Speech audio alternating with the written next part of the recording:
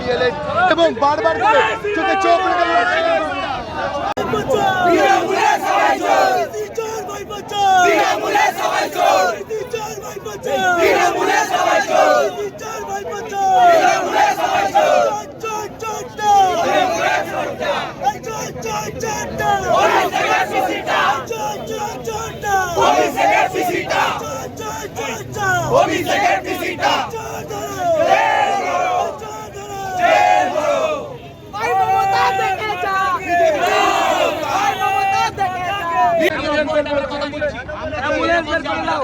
Ambulance বের করে দাও কর্মীদের কাছে অ্যাম্বুলেন্স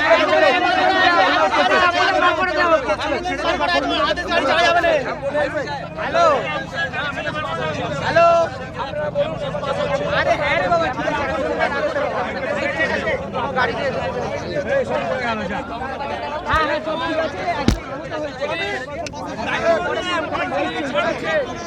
অ্যাম্বুলেন্স ছাড়া আছে অ্যাম্বুলেন্স ছাড়া আছে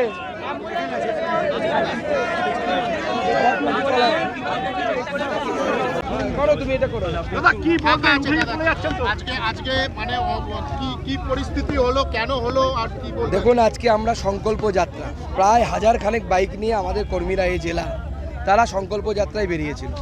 পুলিশ প্রথমেই আমাদেরকে বলে যে আপনারা এই বাইক র্যালি করতে পারবেন না, আমরা পুলিশকে জানিয়েছিলাম, কিন্তু পুলিশ বলছে আপনারা এই বাইক র্যালি করতে পারবেন না। আমরা মেনে নিই তারপরে যে ঠিক আছে আমরা বাইক র্যালি করব না।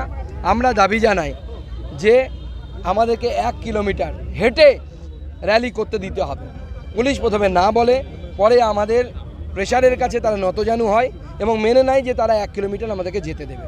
পুলিশের কথা মতো আমরা হেঁটে 1 কিলোমিটার যখন রওনা হই তখন সংকল্প যাত্রা নিয়ে, তখন পুলিশ বিনা প্ররোচনায় আমাদের কর্মীদেরকে গ্রেপ্তার করে, তাদেরকে আমরা পুলিশের ভ্যান থেকে ছাড়িয়েছি।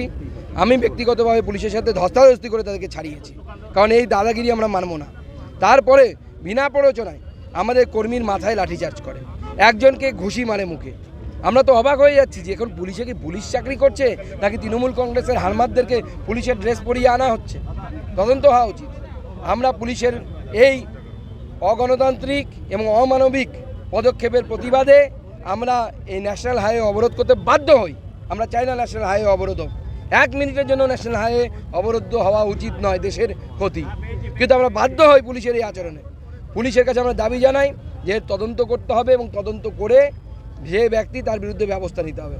পুলিশ আমাদের সকলের সামনে একজন আইপিএস অফিসারের প্রতিনিধি রূপে তারা কথা দেয় যে হ্যাঁ এর তদন্ত হবে এবং আমাদের যে কর্মী তার বিরুদ্ধে তার উপরে যে লাঠিচার্জ হয়েছে সেই পুলিশের উপরে এনকোয়ারি হবে।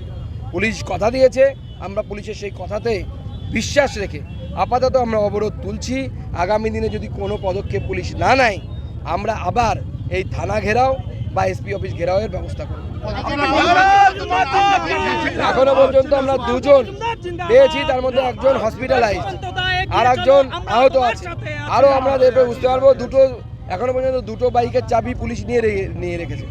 পুলিশ যে চুরি করতে শিখলো কবে থেকে আমরা তো বুঝতে পারছি না, নাকি মমতা বন্দ্যোপাধ্যায় তার দলবল পুলিশকে চুরির ট্রেনিং দিচ্ছে তার নেতারা। আমাদের কর্মীরা করবে। আমার যেহেতু অন্য একটি প্রোগ্রামে যাব বলে আমি কথা দিয়ে রেখেছি, পাশের জেলাতে ব্যারাকপুর জেলাতে আমাকে সেখানে যেতে হবে, কর্মীরা বাকিটা করবে। সেই জন্য বাইক র্যালি পরিবর্তে তো আমরা বলেছি যে আপনারা যদি অনুমতি না দেন, পুলিশের অনুমতি নিয়ে কী করবে এই পুলিশে? যে পুলিশ শাহজাহান শেখের চাকর পুলিশ, সেই পুলিশের অনুমতি নেওয়ার প্রয়োজন আছে নাকি? বিজেপি পুলিশের অনুমতি নিতে যাবে কেন? পুলিশের প্রয়োজন, পুলিশ সুরক্ষা দিতে পারবে না, সরে যাবে, থাকবে না, আমরা দেখে নেব। এই পুলিশ আমাদেরকে মেরেছে, পুলিশের ভিডিও আমাদের দেখতে পাচ্ছি, আমাদের কর্মীর ঘাড়ে মাথায় লাঠিচার্জ করেছে। আমরা এর বিরুদ্ধে ব্যবস্থা চাই, নচেত আগামী দিনে থানার সামনে আমরা অবস্থান বিক্ষোভ শুরু করব এবং সেটা অনির্দিষ্টকালের হবে, তাতে আমিও অংশগ্রহণ করব। বিজেপি কর্মী সমর্থকদের সঙ্গে পুলিশের একটা ব্যাপক ধস্তাধস্তি হয়েছে, ব্যারিকেড ভেঙে এগিয়ে যেতে চেয়েছে, দেখা গেল পুলিশের দিকেও মারমুখী হতে দেখা গেছে এরকম একটা। দেখুন পুলিশকে কেউ মানেনি পুলিশকে, কিন্তু পুলিশ যে ধরনের কাজ করছে, পুলিশের উপর মানুষের বিন্দুমাত্র সম্মান বোধ নেই। আর পুলিশ তৃণমূল কংগ্রেসের ক্যাডারের মতো আচরণ করছে। পুলিশের মতো আচরণ করলে সম্মান পাবে, তৃণমূলের ক্যাডারের মতো আচরণ করলে তৃণমূলের ক্যাডারকে কীভাবে সোজা করতে হয় আমাদের জানা আছে, আমরা সেইভাবে সোজা করব। ঠিক আছে, চলুন।